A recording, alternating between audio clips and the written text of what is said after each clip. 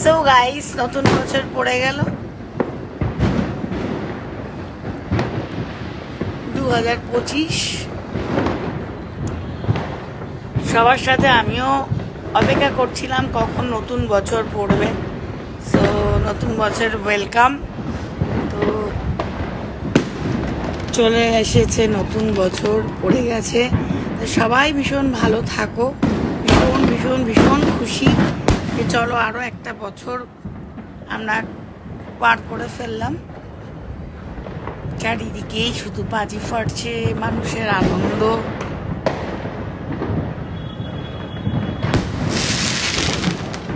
Wow!